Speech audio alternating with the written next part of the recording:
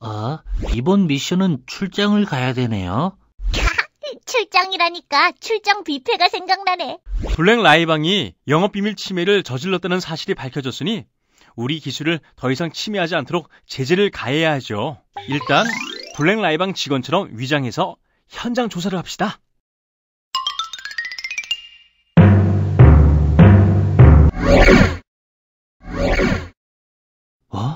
우리 회사하고 똑같은 제품들을 엄청 찍어내고 있네. 열심히 개발한 기술을 이렇게 훔쳐가다니.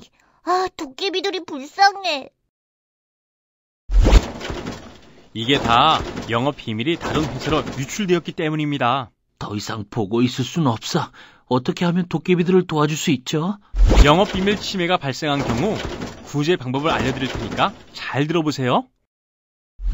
영업 비밀 침해가 발생한 경우 구제 방법은 크게 민사적 구제 방법과 형사적 구제 방법으로 나눌 수 있습니다. 그럼 민사적 구제 방법부터 살펴볼까요? 영업비밀 침해에 대한 가장 효과적인 구제 방법은 침해 행위를 즉시 중지시키거나 예방할 수 있는 금지 및 예방 청구권입니다. 금지 청구는 침해 행위에 의해 영업상의 이익이 침해되거나 침해될 우려가 있는 때에 행사합니다. 영업상 이익이 뭐죠? 영업상 이익은 경제 주체가 계속적, 반복적으로 시장에 참여하여 얻은 이익 중에 영업 비밀 침해 행위로부터 보호받을 가치가 있는 모든 이익을 말합니다. 이때 영업상 이익이 침해될 우려가 인정되려면 단순히 침해될 가능성만으론 부족하고 사회 통념상 객관적으로 영업상 이익이 침해될 가능성이 있어야 합니다. 금지 청구권의 청구권자는 영업 비밀의 보유자예요. 하지만 부정 취득자는 당연히 포함되지 않겠죠? 청구권은 영업 비밀 침해 행위를 하거나 하고자 하는 자, 전현직 직원, 전득자 및 전전득자, 법인, 사용자에게 행사하는데 이렇게 금지 청구 요건과 자격이 갖추어지면 청구권자는 법원에 침해 행위의 금지 또는 예방을 청구할 수 있답니다. 금지 청구를 할 때에는 침해 행위를 조성한 물건의 폐기, 침해 행위에 제공된 설비의 제거, 그 밖에 침해 행위의 금지 또는 예방을 위하여 필요한 조치를 함께 청구할 수 있어요. 그런데 침해 행위를 조성한 물건과 침해 행위에 제공된 설비가 뭔가요? 침해 행위를 조성한 물건이란 영업 비밀을 포함하고 있는 도면, 사양서, 설명서, 메모, 노트, 설계도, 고객 리스트 등 그 물건이 존재하는 한 침해 행위를 일으키는 물건을 의미하며 침해 행위에 제공된 설비란 영업 비밀을 침해하는 데 제공된 도청 장비 또는 부정 사용 행위에 쓰이는 금형, 제조 기계 및 생산 설비를 말합니다. 그런데 침해 행위를 더 이상 못하도록 했지만 이미 손해가 발생한 경우는 어떡하나요? 그런 경우는 부경법 제11조에 규정하고 있는 손해배상 청구권을 행사하면 됩니다. 손해배상 청구권을 행사하기 위해서는 영업비밀 보유자의 이익이 침해자의 고의 또는 과실에 의해 침해되어야 합니다. 영업상 이익을 침해했다고? 무슨 손해를 얼마나 입었는지 증명해봐. 분명 손해를 입긴 했는데 막상 얘기하려니 쉽지 않네. 손해의 유형에는 기존 재산이 감소하는 적극적 손해는 물론이고 장래에 얻을 수 있는 이익이 상실되는 소극적 손해도 포함됩니다. 그리고 이러한 재산적 손해배상으로 회복할 수 없는 정신적 손해를 입은 경우에는 정신적 손해에 대한 위자료를 청구할 수도 있습니다. 좋아, 내가 사과할게. 여기 손해배상금. 뭐야, 배상액이 고작 100원이라니.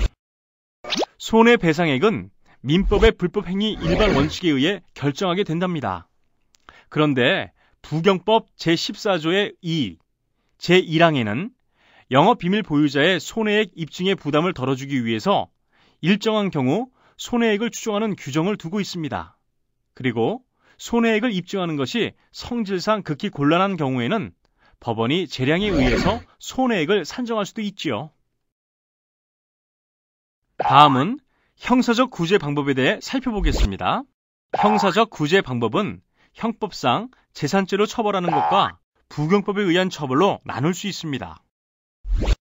형법상 재산죄로 처벌하는 경우를 살펴보면 형법상 영업비밀을 보호하는 구체적인 규정은 없지만 재산법의 범죄 구성 요건을 충족하는 경우 관련 조항에 근거해서 처벌받게 됩니다.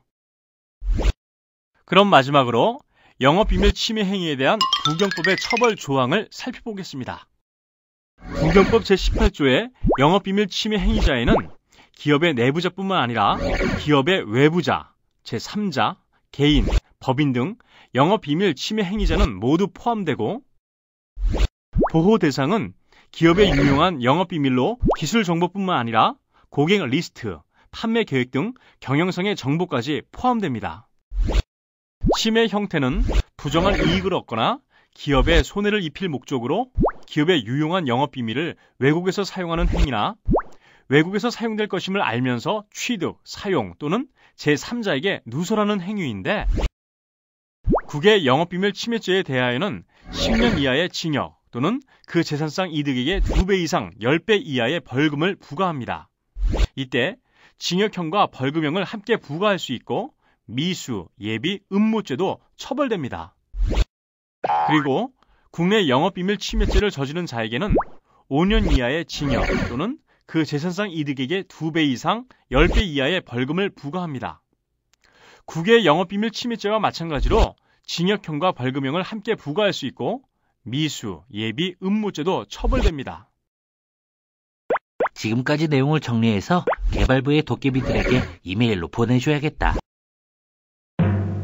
두고 보자, 나원본. 또 당하다니.